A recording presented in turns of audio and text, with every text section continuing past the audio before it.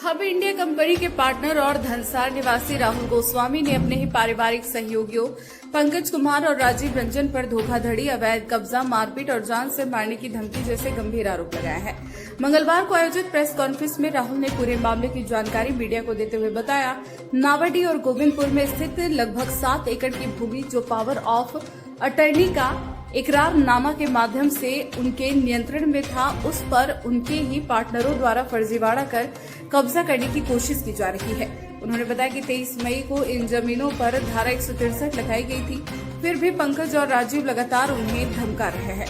राहुल ने यह भी खुलासा किया कि 25 मई को सुगियाडी रोड पर उनके साथ मारपीट की गई और जान से मारने की धमकी दी गई और 28 मई को उनकी गैर मौजूदगी में कार्यालय का ताला तोड़कर लगभग 2 लाख रुपए नकद, जमीन संबंधी दस्तावेज और चेकबुक चोरी कर लिए गए।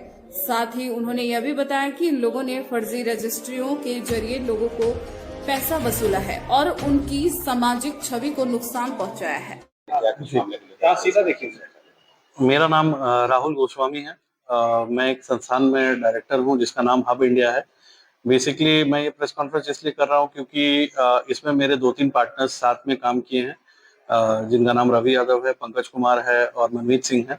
इन तीनों ने मेरे साथ मिलकर बहुत बड़ा फर्जीवाड़ा किया है। यहाँ पे धनबाद में एक प्रोजेक्ट है जो हम लोगों ने साथ में मिलकर शुरू किया था, निर्वाणा सिटी बोलकर।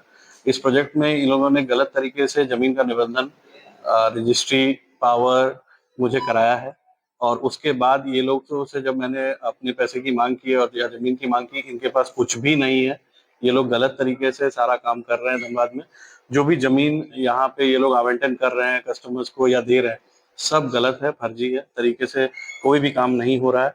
रवि यादव जो लोग जो इस जमीन से सिलसिले में जुड़े हुए हैं, ये लोग पहले से बहुत सारे बड़े बड़े केसेस में इनका नाम इन्वॉल्व है। अभी रिसेंट में एक बेलाटड़ मौजा पे भी केस हुआ था जिसमें संलिप्ति राजीव रंजन उर्फ रवि यादव इनका है।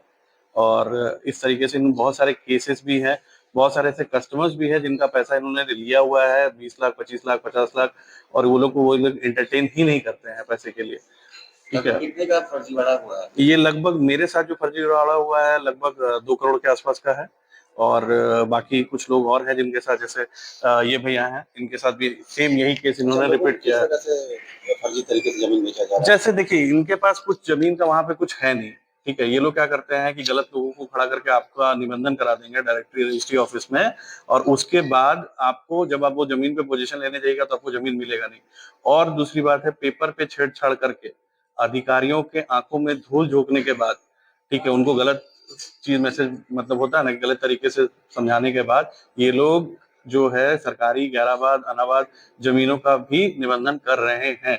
अधिकारियों की आंखों में धूल झोंक कर किया कि उनकी मिली भगत से? ये कहना मुश्किल है, ये अभी कहना मुश्किल है। मुझे ऐसा लगता है कि अधिकारियों की आंखों में धूल झोंक कर ये काम होता है, क्योंकि उनको भी ऑन ग्राउंड जब तक पता चलता है तब तक चीजें बदल चुकी होती है। किस जगह जमीन है? जमीन देखिए 2-3 जगह है। एक बिरसा मुंडा पार्क है, उसके पीछे एक बहुत बड़ा प्रोजेक्ट है जो कि लगभग आपका 23 एकड़ का जमीन अभी उन लोगों ने एक्वायर किया ऐसा दिखाया है, जबकि ऐसा बिल्कुल भी नहीं है।